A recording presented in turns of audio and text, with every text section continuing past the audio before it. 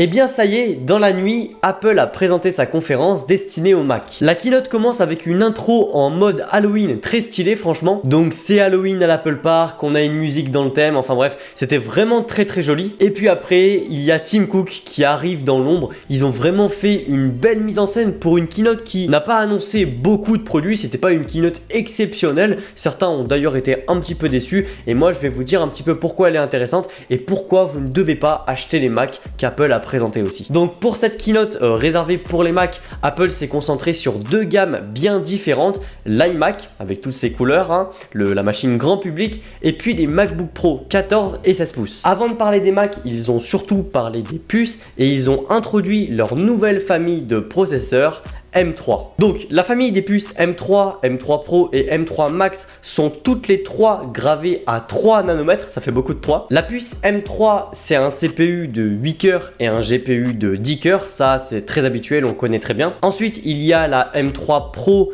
qui a un CPU qui peut monter jusqu'à 12 cœurs et un GPU jusqu'à 18 cœurs. Et ensuite on a la puce M3 Max avec un CPU qui peut aller jusqu'à 16 cœurs, 40 cœurs de GPU et jusqu'à 128 Go de RAM. On a eu donc trois grands types de Mac. Le MacBook Pro de 14 pouces avec la puce M3. Ensuite, on a eu les MacBook Pro 14 et 16 pouces avec la puce M3 Pro. Et pour finir, les MacBook Pro 14 et 16 pouces avec la puce M3 Max. Pour le M3 à 14 pouces, on commence à 1999 €. Pour avoir un MacBook Pro avec une puce M3 Pro, on commence à 2499 € quand même. Et pour finir, le MacBook Pro avec une puce M3 Max, eh bien on commence quand même à partir de 3399 €. C'est des tarifs extrêmement élevés, mais n'oublions pas, c'est des machines destinées à des professionnels ou des gens comme moi qui font de la création de contenu sur internet et qui peuvent rentabiliser cette machine. Pas d'iPad au catalogue, dommage vu qu'on avait eu un nouveau Pencil, moi je me suis dit qu'on allait avoir un nouvel iPad.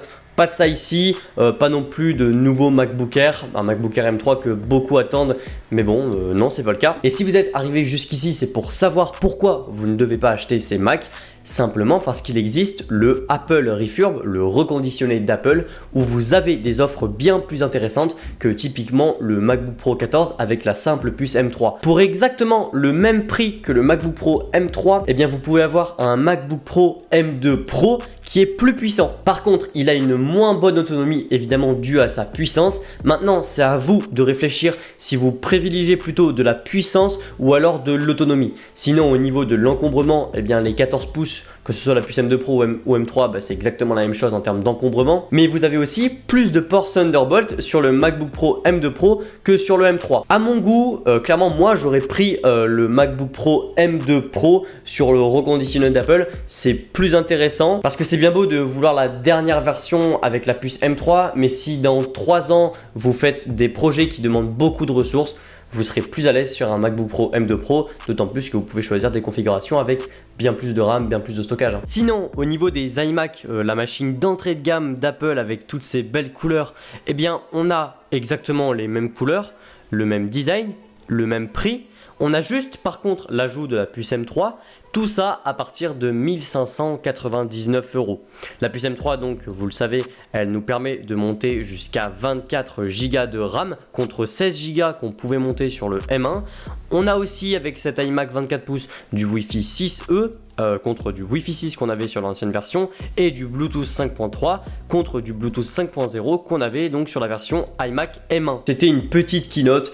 Heureusement que je me suis pas réveillé pour regarder une keynote où en fait le matériel ne change pas, où c'est juste l'intérieur qui change, même si ça reste intéressant, mais pour moi ça valait pas une keynote. Surtout une keynote avec autant de production entre guillemets, enfin en tout cas autant de mise en scène. D'ailleurs, ça c'est important de le savoir, cette keynote a été entièrement tournée avec les nouveaux iPhone 15 Pro et ça montre à quel point vous pouvez réaliser une production à l'échelle mondiale juste avec un iPhone qui coûte 1250 € à peu près. Je trouvais ça important de le préciser parce que c'est super intéressant. Apple montre qu'ils font pas que des promesses, ils utilisent vraiment aussi ce qu'ils font et moi j'ai trouvé ce petit clin d'œil très rigolo. Enfin bref, si cette vidéo vous a plu, n'hésitez pas à me le dire en commentaire. Dites-moi quel MacBook vous avez et quel MacBook vous avez envie d'acheter, même si moi je vous conseille surtout de garder celui que vous avez et essayer de l'utiliser au maximum. Abonnez-vous à ma chaîne, likez la vidéo, partagez-la et moi je vous dis à la prochaine pour une nouvelle vidéo.